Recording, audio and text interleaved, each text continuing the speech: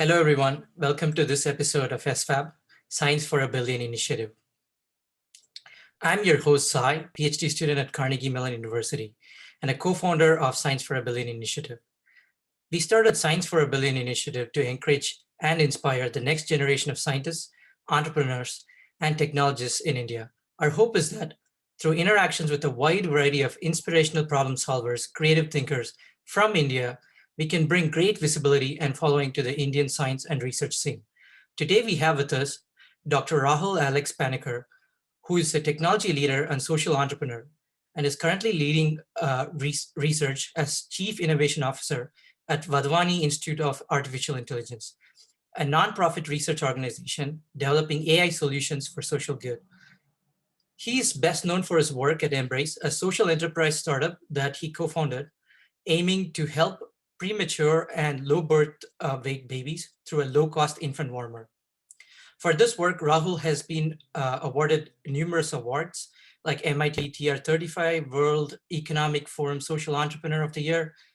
And Rahul also has a PhD from Stanford University and did his undergraduate studies from IIT Madras. Welcome to the show, Rahul. We are very honored to have you as our guest today.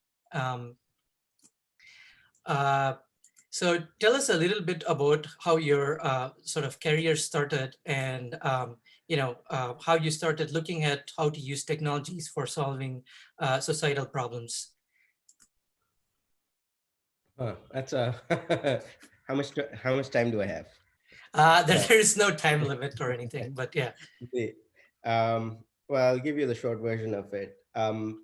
Those of us who choose to actually do technology for social good, make that a conscious choice at some point, and typically the itch is there somewhere early in one's journey. I think my own desire to look at this space started back in my undergrad days when I was a student at IIT Madras. Um, and in fact, I briefly volunteered. Back then, I briefly volunteered with the Rural Innovations Network, which went on to become Billgrow today. Um, and I'd also worked for my bachelor's project. I worked with the TNET group at IIT Madras. The TNET group has been instrumental in sort of working on key problems in rural connectivity. So it was a telecommunications and networking group. And so that's where I got exposed to sort of what technology can do to help underserved populations. When I went to Stanford, so I always had this desire to look for, the, I had this desire to look at how is it that we could bring technology to the benefit of underserved populations. And those of you who are familiar with the AI will know the classic explore exploit trade-off. My graduate school career was high on explore budget. Okay. Maybe less than 50% of my time at Stanford was spent doing anything related to the electrical engineering department itself. Interesting. I explored widely. And in that 50% itself, I explored widely within the electrical engineering department, I should say. But outside of that, I explored widely. I plugged into the entrepreneurship circles in Silicon Valley. I was part of the Stanford Religious Roundtable. We were explore. It was a group of people who who'd invite practitioners of different faiths just to understand what different how concepts of different faiths. I was I was paid by Stanford for 4 years to throw parties. Uh, and among other things, I came across the D School. Actually, before that, there was a series of classes. There was a class I took called what's it called now. It was an introductory class to social entrepreneurship, and this was around when CK Prahlad had work was getting attention, and fortune at the bottom of the pyramid. And of course, there were also many critiques of that. But business as a model to help underserved populations was getting attention. And so there was a class called Brainstorming India Social Entrepreneurship Models. It was a student-led class. It was interesting, and then I stumbled upon the D school. Uh, and the D school at Stanford, it was a and this is the design school at Stanford. And what I found very interesting there, I fell in love with the place. What I found very interesting there was, in my technology education, I learned how to solve problems, right? But D school was about finding the right problems to solve, right? Yeah, that Uh, can be hard, I guess. Yeah. yeah, yeah, that's finding the right problems. And so need finding is a very important part of the design process, right? How do you find, and then how do you solve these problems, how do you come up with good solutions that lie at the intersection of people, technology, and business or viability, right? And I realized that there are best practices in this. That was my trajectory. All of this spanned, I don't know, about 5 years. So in the meanwhile, I also really enjoyed sort of picking up lots of technology skills as part of my research work. Um, and yeah, and as a class, in my final year of graduate school, as I when I should have been writing my thesis, um, I was doing this heavy 2-quarter sequence of classes in the D school called Entrepreneurial Design for Extreme Affordability. Very interesting. And yeah, and what started as a class project there uh, was, in fact, we were working on a problem of how could one design incubators for premature babies that are low cost, that potentially cost less than 1% of traditional incubators. And l- um, gen, yeah, we came up with an interesting solution that not only reduce cost, but actually could dramatically increase access, because we realized that cost was not the only problem. And this is typically the case in these sort of issues. We found incubators that were donated that were lying unused, and you couldn't possibly make something cheaper than free, right? Right. So there were other issues of continuous access to electricity, trained personnel, etc., that were challenged, supply chains and so on, maintenance, etc., were challenges. So we solved for that problem, or tried to solve for it. At the end of the class, we had a prototype as well as an implementation plan. And yeah, I mean, four of us who sort of met for the first time in the class and were just put together in a team, and we were all graduate students, we realized that we were onto something that could make a difference. And so we decided, let's actually go ahead and do it. Each of us at that point made deeply personal calls. I mean, the way I articulate my choice was, at that point, I could go work at the Googles and Facebooks at that time, and this was what, 2007, yeah, 2008, around Probably that. when Facebook was taking off. Yeah. Facebook was taking off. Google went public when I was in grad school. So yeah, and it was that option was there. And I mean, the way I articulated it was, yeah, if I took the traditional pathway, my degrees would have uh, my my degrees would have helped me, but I'd have failed my education. Putting So that to use. Yeah. I so yeah, I basically put all my me and three co-founders, two Americans, two Indians amongst us. We moved out to Bangalore, Yeah. set up shop, and we didn't know what we were doing, but I mean, the world was very supportive, and that's how Embrace started. Yeah. So the start of the project, everything was already it got started in Bangalore, or did you guys already start there, and then you had some initial working prototypes and then moved here to test them out, or how did that? How did the prototypes and the solution sort of evolve? Yeah. It started. Uh, in fact, I'll answer your question. I'll actually fast forward what we did. The and happy to dive into details. Um, we started, and then around it was a medical device. Around 2012, we went to market. Um, we raised VC funding. 2012, we went to market, and over the next few years, we reached.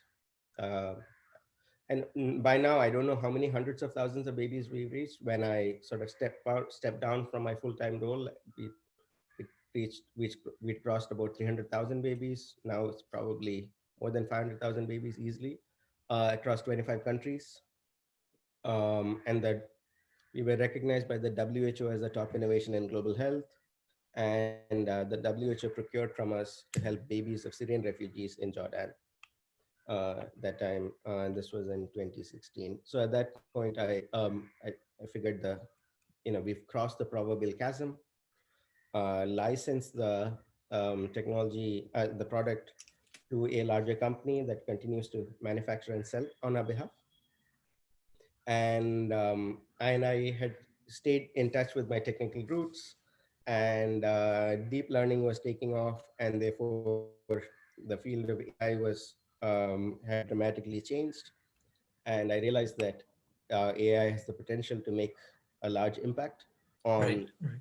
some of the problems I was interested in, and that's when the Vadvani Institute was getting set up. And Anandan, our CEO, and I connected. Anandan used to head MSR India, Microsoft Research India.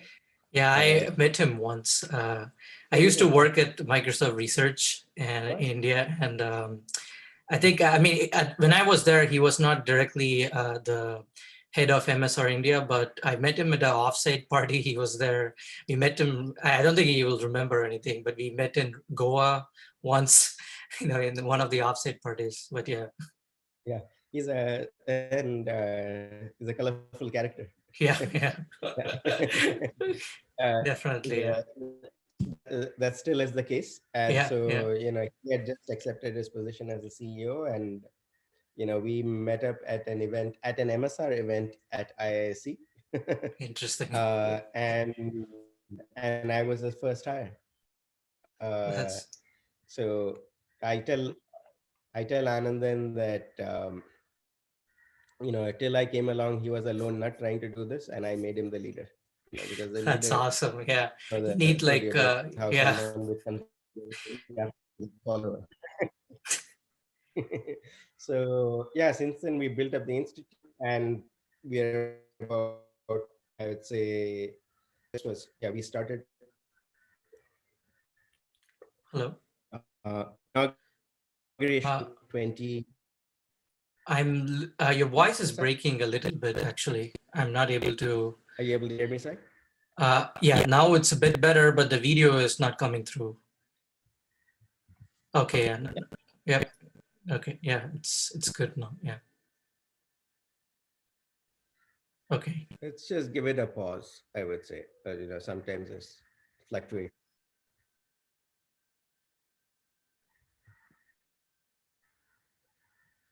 okay. Um, yeah, so you were saying, yeah, sorry, what's that? The Video is still a bit choppy, actually. Yeah, I see that. I mean, is it the connection at your end? I am It not sure, looks. I mean, actually.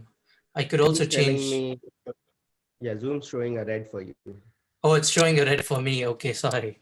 Let's see if I can switch to something else. Actually, it seems to be fine now. See, it's gone back up. Okay, I don't know what. It's fluctuating between a yellow and white for you now. Okay, yeah. Please let me know if it goes to Yeah, red or yeah. sure. Okay, Yeah. great. Yeah. Um, So yeah. Continue. Yeah. Yeah, I think yeah. Right now we are about we inauguration of the institute was in 2018, and now we are about 80 people or so. and we work across broadly across health and agriculture, Mhm. and we're looking at bringing AI based solutions to help underserved populations. So we have work going on to help cotton farmers prevent pest attacks. We have work going on to identify low birth weight babies with a computer vision solution that The same helps. problem, but with a different solution, or Um, not the same problem. Sorry. yeah, it's not I the, guess this like is a, it's closely related, but not the yeah, same. it is. Yeah, this is a diagnostic problem that was a treatment problem. Right. Yeah. And then we are also working to help TB treatment by predicting medication compliance, um, and also to help accelerate processes in labs to prevent human error, and therefore and also to improve speed of treatment, a speed of initiation of treatment Hmm. by Hmm. for TB patients. So we have a lot of work going on across all these fields, and That's more recently some COVID work. Yeah. that's very interesting. Actually, the TV work just reminds me of. So when I was at MSR, my mentor, I used to work with Bill Tees, I know and Bill. Yeah. yeah, Bill. Yeah. So we have a lot of people we know in common. Actually, it's interesting. Yeah. So Bill, yeah, you probably already know the 99 Dots project Yeah. and all Yes. that. Yeah. Yes, he's Yeah. So also. we Yeah. collaborate with so for our TV work we collaborate with Everwell and Andrew. Okay. Yeah. They're really good people to work with. Yeah. Yeah. Yeah. So that's great. Actually, so one thing that I do wanted to touch upon is a lot of these, technical solutions that we come up with. Sometimes, often, when we cross this boundary from a prototype and then we take it to the field, and when we are trying to deploy, there's numerous challenges, not just technical, but Yeah. there's like a lot of these social challenges as well. So I was wondering if you could talk a little bit about, what are some of the challenges you faced, either with Embrace or with your current work, at Vadvani. Are there some interesting stories there that you would like to share with us? Yeah. Let's happy to. Um, I would say, yeah. In fact, this that these sort of challenges arise is well known at this point. And so at the Wadhwani Institute, we've actually tried to preempt as much of this as possible by doing like rapid experimentation. Right? Uh, One, by doing rapid experimentation, but not just that. Not all of this needs to be discovered. So in our teams, we also have domain experts, people. So we form these interdisciplinary teams. Hmm. It's not just AI researchers and engineers building these solutions. We have product managers, we have program managers who come from the agriculture space, people who know, who have deployed large scale solutions in these settings, right? And then we actively collaborate with organizations that work in these settings. So for example, in our agriculture solution, we're working with the Better Cotton Initiative, um, and which is a global body looking to improve the lot of cotton farmers, Right. and also with local organizations like the Wellspun Foundation Right. or the Deshpande Foundation, etc. And so through this, we, as much as possible, while there's a kernel of there's a conception of a solution based on sort of based on an identified problem, uh, a lot of a lot of that is guided by the specifics of the problem. So I'll give you an example. This might seem trivial, but it's important. Um, the Our problem in cotton pest management Right. is one of object detection. Okay? So the the extension worker or the farmer takes a picture of a pest trap, okay? And in that the specific pests are not everything that gets caught in a pest trap is actually harmful. So an algorithm tries to identify which particular pests may be harmful pests may be attacking, and Right. also count, because there's always a background level of these pests. Right. It makes sense for a farmer to take action only if it crosses a certain threshold. Right. right? So it's not Yeah. whether they exist or not, but whether Hmm. it's above a certain threshold. And in fact, this is called the economic threshold level. So the core technique is basically for extension workers to or farmers to take a picture of the pest trap with their cell phone, and object detection happens through which the harmful pests are identified and counted and assessed against threshold. Right. And if it's above a certain threshold, then they're given tailored advice on sort of which pest is attacking, and therefore what pesticide to apply, how much, when. Right? Hmm. And this is through existing large scale programs. Uh, and you'll find that solving the object detection problem alone is not enough. Right. That's probably the technically it might be, I think, But even technically, yeah, actually, that alone is enough, yeah, because you can assume that the farmer is actually always taking a picture of yeah. a pest trap. Right. So yeah, at inference time, you see that the people take pictures of their field. We found pictures of people's homes and refrigerators, and yeah, I mean, people play around with apps, right? Right. So So they, there's a lot of human so challenges. That's what you're trying to also yeah, get so to. in fact, this translates to a specific challenge, which is now, therefore, we have to identify if something is a trap or not, right? The Right. image has a valid trap or not, Right. right? Right. So there's a classification problem that precedes this, Right. Yeah. right? Yeah. Uh, for one. So, and this is, I guess, I was stating this for sort of potential technologists, right? Now, you wouldn't automatically assume that this has to be in the pipeline, right? Right. Right. But that it's easy to discover sort of if you sort of work across the stack, so to say.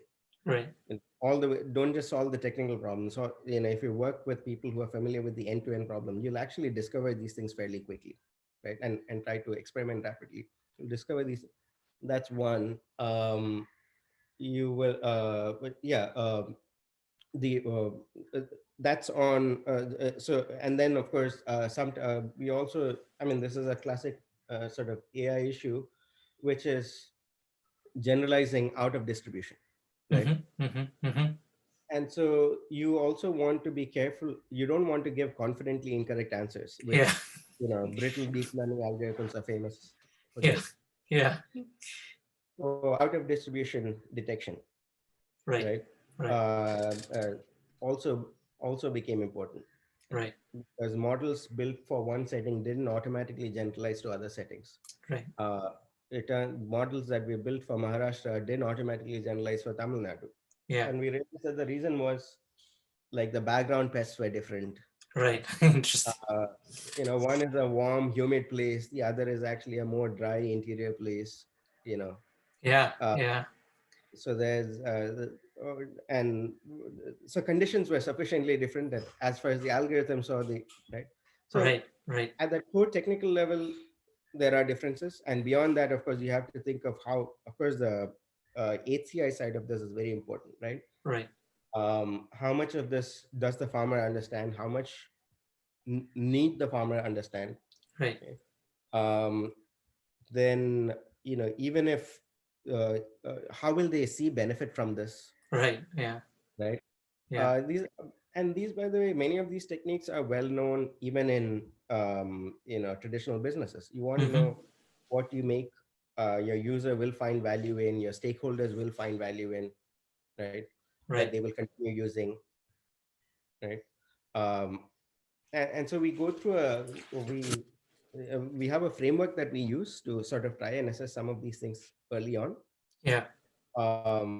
To it's not enough it's not enough to build something that works. Yeah. It's also important that what you sort of build is valued by people who should use it, or people who should decide that this should be deployed. But often in social sector settings, the user and the decision maker are different, Right.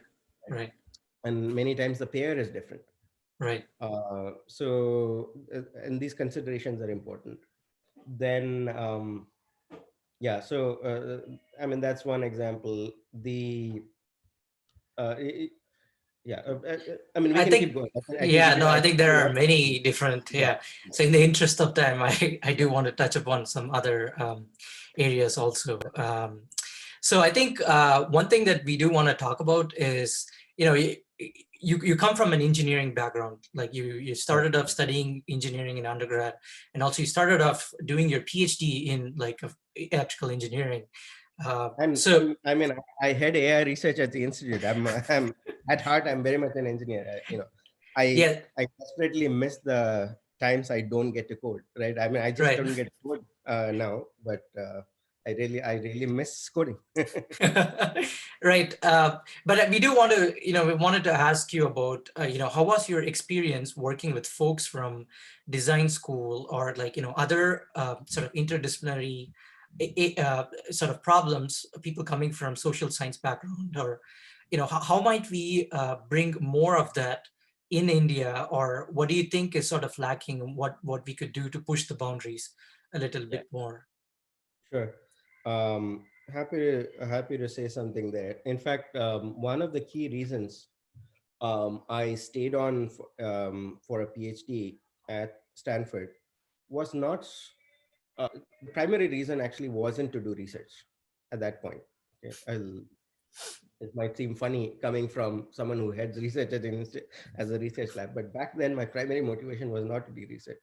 Interesting. I went from an IIT to Stanford, and IIT was a tech school. Stanford was a university. Right? Right, right, So I had neighbors who were economists, right. doctors, lawyers, physicists, right? And I like that sort of the diverse experience, the possibility of diverse experiences there. Hmm. And yeah, and so one of the primary reasons I stayed on I just wanted to stay longer at that place. Hmm. Hmm. And in fact, one of my motivations for doing a PhD was to spend more time at Stanford. And so I mean, this ties in with what I told you earlier about Yeah, sort of yeah, exploring widely, yeah, right? right. And what I learned in the process was about one key skill I acquired in the process was how to speak different languages, Right, yeah. right? And you only get to do that. That's something that I did not have it in IIT, right? Hmm. Because Hmm. everyone around me was an engineer, right?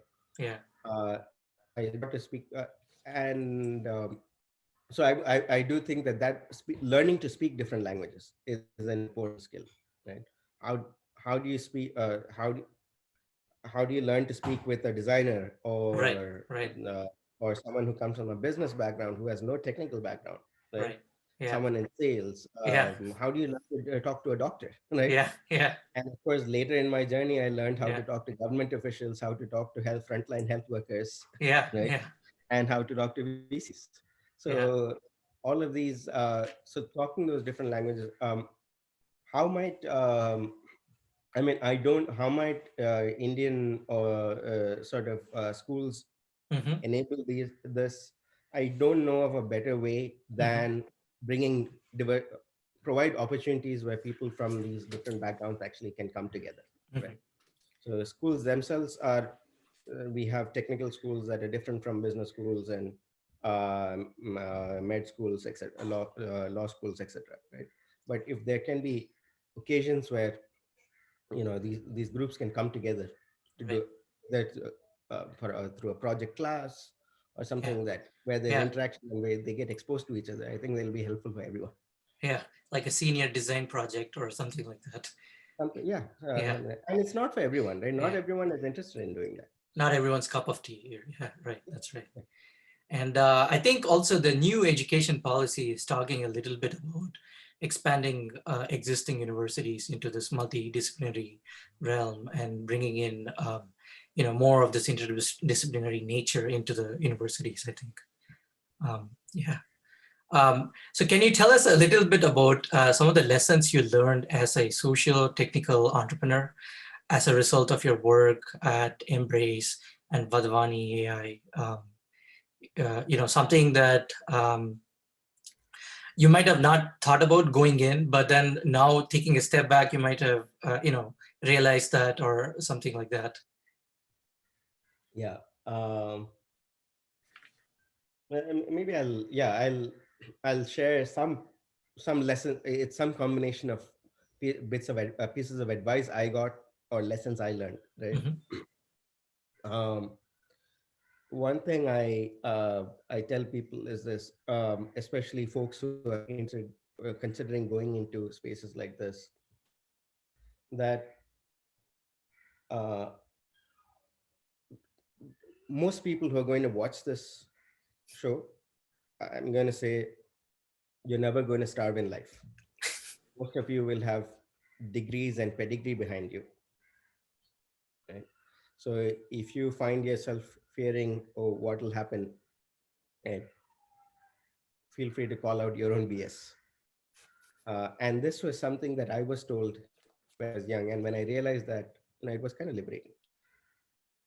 To not worry about. Um, yeah, I mean, simply put, you're never going to starve in life, right? And that's true of your side. I mean, I don't know if you see that, right? Yeah, yeah, You're never going to starve in life. yeah. Uh, the and associated with that is most people. It's kind of how do I put this?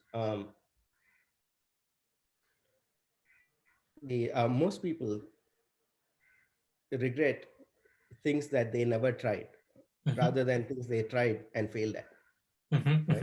Hmm. Hmm. It's The analogy I give is, you regret uh, not asking that girl or guy out Hmm. more than the ones you did ask out and where things didn't work out. Right. Same thing. So if you Same thing. find yourself, yeah, same here. So, you know, uh, it's a useful principle to have of taking minimizing regret. Right, right. That's wonderful to hear that. Actually, also related to this, just what we discussed. How was? Can you talk to us a little bit about your move from the brave decision, moving away from the academic path? You were you would. I mean, at some point, if you have a doctorate, you might have thought about going into faculty career or like academia or something like that. But you went the other direction. You ventured into entrepreneurship, and so how was that sort of transition? And can you can you talk a little bit about that? Yeah, yeah. Um, I, I, I'd say I never did seriously consider an academic path, Interesting. or I mean, path academic. I never considered going into academia seriously Hmm. during grad school, because like I said, I knew that this is the sort of thing I want to do, and academia is probably not the place from which one can do technology for impact, right? Right. So that was I fairly early on knew that academia is unlikely. Academia is what I'd go into. Hmm. Um, there are others who take have taken a different path. There are others, but I thoroughly enjoy academia, right? I still, that part is still there. There are others who so it comes down to sort of there are other people who sort of want to take that make that switch later on. There's others who are curious and want to stay in academia but want to explore that. So there's many pathways possible. Right. I'm familiar with many folks who, are very comfortable being in academia and want to take that path, but really want to Yeah. actually do something that's impactful, socially impactful, right? Right. Right. And so the entrepreneurship is not necessarily the right pathway for them. Right. Uh, uh, but then the social impact work will remain sort of your able. The frustration typically those people have is it's always a side activity for one. Yeah. Um, and secondly, it's the ability to have scaled impact is not in your control because execution is always you're always dependent on someone else. Right. Yeah.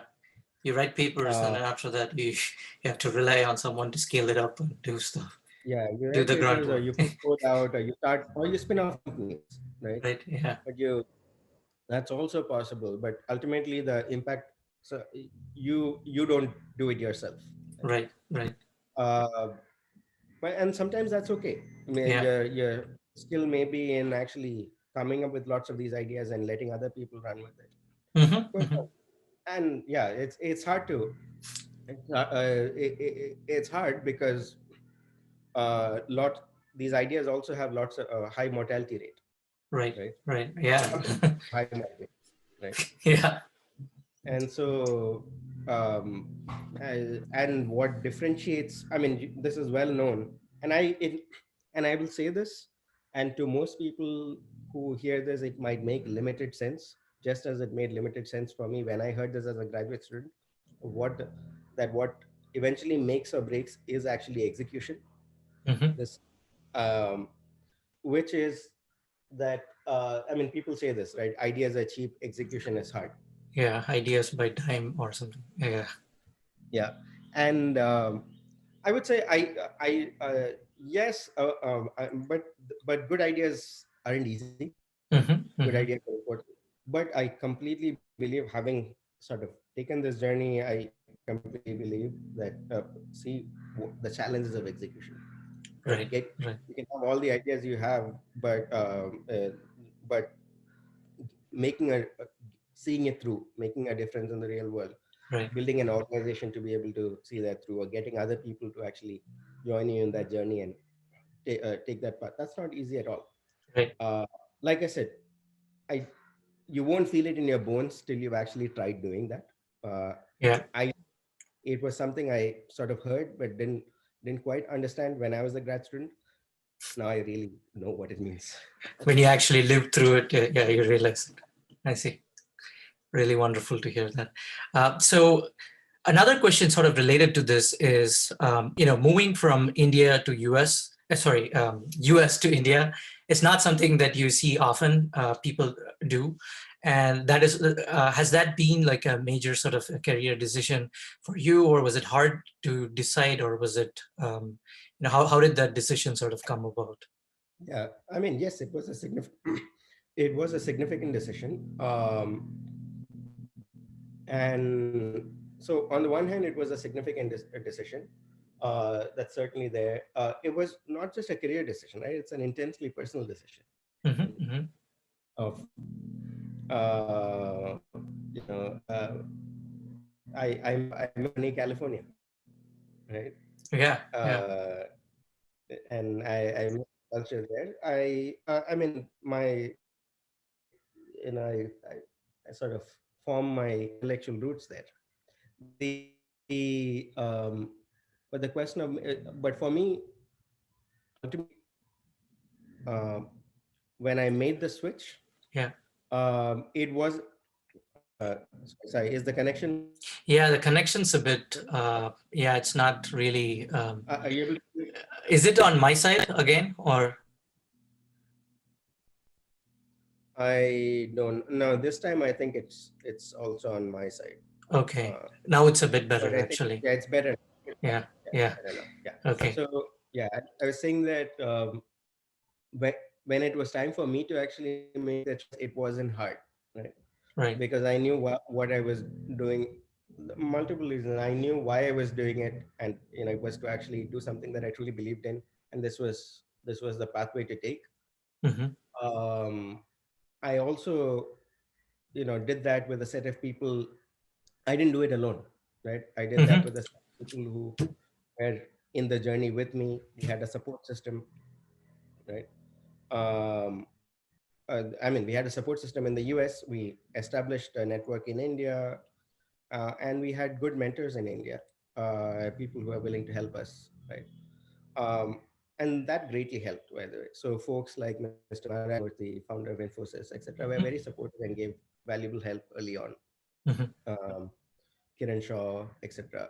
I mean, so our networks greatly helped, mm-hmm. and yeah, so sort of we figured things out along the way. Uh, so at that point, it wasn't hard. Uh, it was the obvious thing to do. Right, yeah, that seemed like the logical sort of step to do. Yeah. Yeah, I think for a lot of us who are also on the fence about doing this or other things, one thing that we can certainly learn from your journey is to, if we have something that's ongoing, like a project or like a social network that we're already working with or other things, then it's probably that way it's easier to sort of decide as well, I suppose, is what Yeah, probably is that's one. one. Yes, if you have something going, or land up and actually plug into existing networks. There are, Right. if anyone, Yeah. if anyone's interested in taking this journey, again, ping me, Yeah. right? Yeah. Yeah. And Absolutely. there is a network out here that, I mean, there's places like MSR, etc. There's Google Right. Research, all these Right. places, right? Right. Uh, and there's a whole bunch of social entrepreneurs, etc., who Right. have taken this path. So Right. there is a there is a village out here to Yeah. sort of look out Yeah. for you. Yeah. That's great. So I think we're moving now to the fun side of things. I guess one thing that we do want to talk about is the human side of Rahul. Sure. Could you tell us a little bit about activities that you do to keep yourself creative, inspired? Some of it, so people can also understand a little bit about what you do other than just work. Yeah, yeah. And as soon as you asked me that question, I realized that I just don't spend enough time exercising those other interests of mine. But I'll tell you what I did enjoy doing, and I did enjoy doing, and the sort of things that actually have helped keep me sane. Um, I, I certainly enjoy spending time with friends. Hmm. Right? Hmm. Friends have been a large part of my life, so that's one. The I like nature. I like the jungles. Right? So that's another one. And um, and I I mean, beyond the here and now, one, I I enjoy sci-fi. Sci-fi. I Yeah. I enjoy Every sci-fi. engineer. Yeah, I mean, it's basically but different kinds of sci-fi, right? But in some ways, we are all sort of trying to we like to imagine the alternate future that we'd like to try and create, Exists, right? yeah, or create, yeah, right. So and that's in that sense, it's inspiration as well, right? So Right. Yeah. I do enjoy sci-fi, and in fact, I very much enjoy also what I call future gazing, right? Hmm. Which is, Hmm. where is all of this headed, right? There are big four, we live in very interesting times. I say, Right. Yeah. where there are powerful technologies that are, that exist. The world is connected in ways Yeah. beyond anyone's imagination. Yeah. 50 years ago, Yeah. even 30 years ago, right? Yeah. And yeah, and I mean, just I think people have all heard of the what I mean, we have all the knowledge of the world, right, in our Hmm. pockets, Yeah. right? Yeah. uh, and, and look, the weird and wonderful possibilities that lie ahead are tremendous, and in the midst of that, we have, we are there's also powerful social forces at play here, right? How will the Yeah. world, it's not, technology doesn't determine the future, right? Right. it's Yeah. It's the it's people as well. yeah, people and